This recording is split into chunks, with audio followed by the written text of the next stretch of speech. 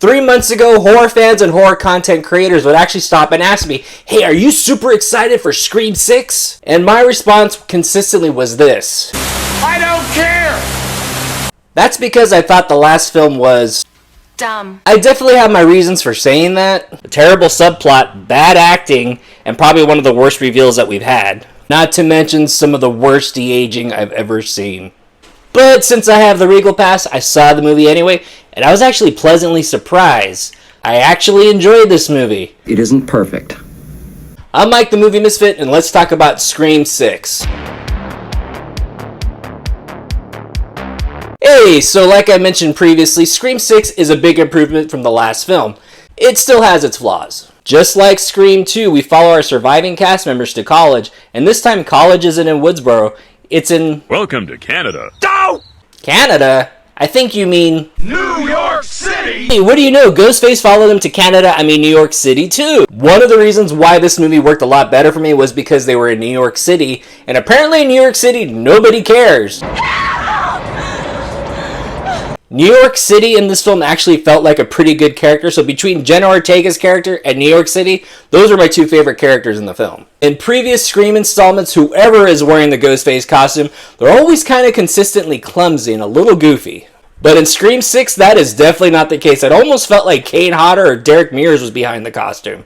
One of my favorite scenes in the entire movie is something I wish they did not show in the trailer, and that was actually the bodega scene. They shot this scene really well, and they really took full advantage of using those tight faces to create a little bit of claustrophobia. I know some people were complaining about this, but Ghostface with the shotgun was pretty freaking awesome. Man, Ghostface had that shotgun and he was just like... Kapuya! Kapuya! He could have had the shotgun for the rest of the movie and I would have been cool about it. The kills and Ghostface were probably the most brutal we've ever seen. During the first 30 minutes of the film, I was actually thinking to myself, hey, is the Scream franchise going to start taking itself seriously because I'm liking where it's going?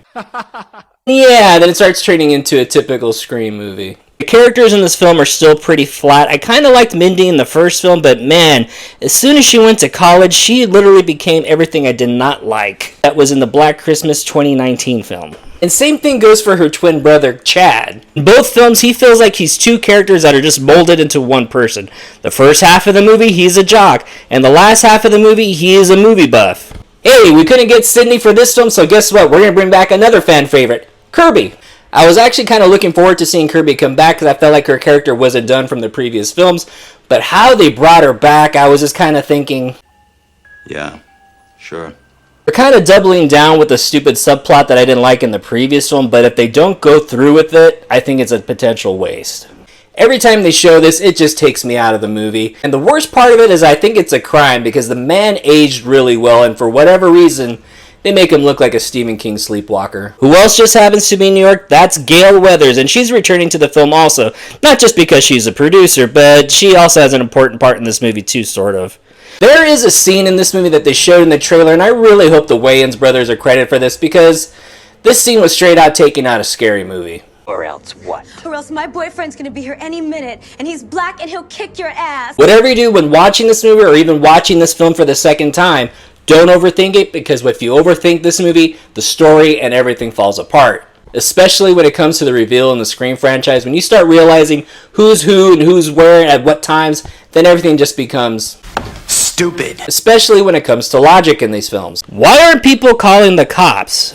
Random strangers are dying left and right in this movie, and no one in this group seems to care. They will go out about their day just acting like nothing ever happened. Hey, you had a taser the first 20 minutes of the movie and you were really gung-ho to use it. Where did it go? Before I give my grade for this movie, I have two questions. One, what is it that they're putting in the water in Woodsboro? Because apparently you could get stabbed hundreds of times, and apparently that knife will miss vital organs and you just won't die. Because seriously, if none of these characters have a colostomy bag, I'm calling it quits. Two, I'm more curious about how Stu and Billy planned all of this stuff previously. Was there a town hall meeting with all the potential killers? Was there a map going around? I would like to know that more than anything. Despite this film being heavily flawed, it is still a drastic improvement from the previous film. I am going to give Scream 6 Ghostface Takes Canada a low B-. Did you see Scream 6 and did you enjoy it? Did you think it was heavily flawed like I did but still managed to be very entertained? Was my grade for this film too high or too low? Please let me know, leave a comment. I'm Mike the Movie Misfit, and I'll see you at the movies. Get more out of life. Go out to a movie.